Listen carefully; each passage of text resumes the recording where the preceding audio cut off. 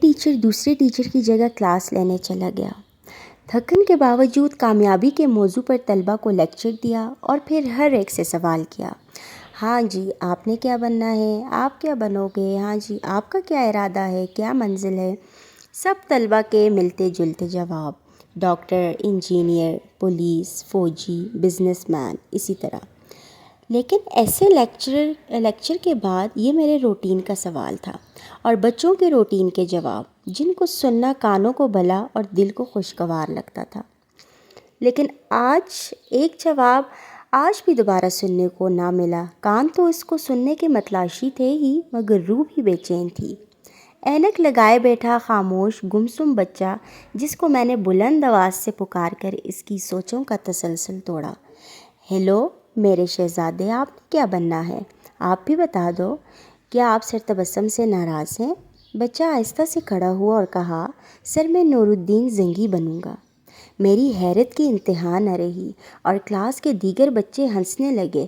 اس کی آواز گویا میرا کلیجہ چیر گئی ہو، روح میں ارتعاش پیدا کر دیا۔ پھر پوچھا، بیٹا آپ کیا بنو گے؟ سر میں نور الدین زنگی بادشاہ بنوں گا۔ ادھر اس کا جواب دینا تھا اور ادھر میری روح بے چین ہو گئی، جیسے اسی جذبے کی، اسی آواز کی تلاش میں اس شعبۂ تدریس کو اپنایا ہو۔ بیٹا آپ ڈاکٹر، فوجی یا انجینئر کیوں نہیں بنو گے؟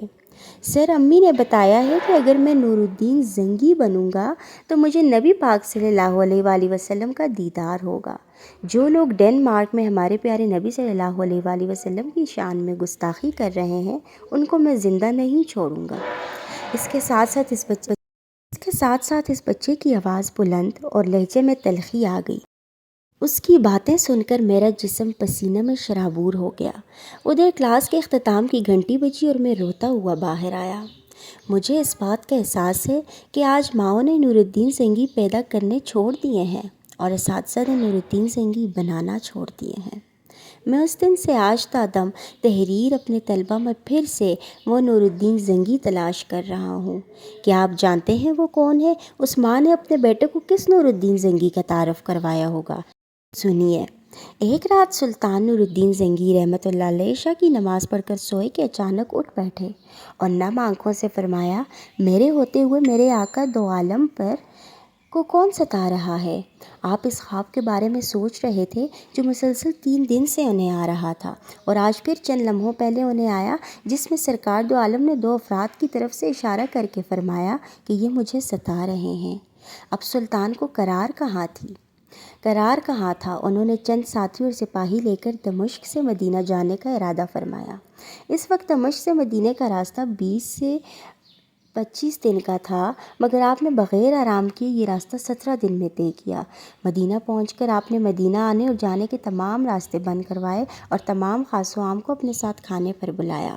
اب لوگ آ رہے تھے اور جا رہے تھے، آپ ہر چہرہ دیکھتے مگر آپ کو وہ چہرے نظر نہ آئے۔ اب سلطان کو فکر لاحق ہوئی اور آپ نے مدینہ کے حاکم سے فرمایا کہ کیا کوئی ایسا ہے جو اس دعوت میں شریک نہیں؟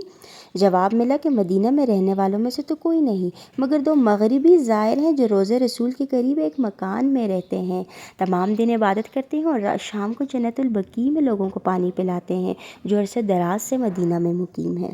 سلطان نے ان سے ملنے کی خواہش ظاہر کی۔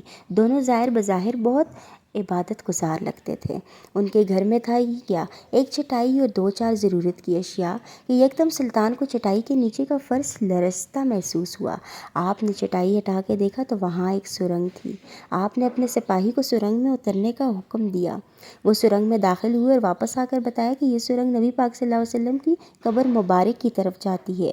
یہ سن کر سلطان کے چہرے پر غیظ و غضب کی کیفیت طاری ہو گئی۔ آپ نے دونوں زائرین سے پوچھا کہ سچ بتاؤ، تم کون ہو؟ حیل و حجت کے بعد انہوں نے بتایا کہ وہ یہودی ہیں اور اپنی قوم کی طرف سے تمہارے پیغمبر کے جسم اقدس کو چوری کرنے پر مامور کیے گئے ہیں۔ سلطان یہ سن کر رونے لگے۔ اسی وقت ان دونوں کی گردنیں اڑا دی گئیں۔ سلطان روتے جاتے اور فرماتے جاتے کہ میرا نصیب کی پوری دنیا میں سے اس خدمت کے لیے اس غلام کو چنا گیا۔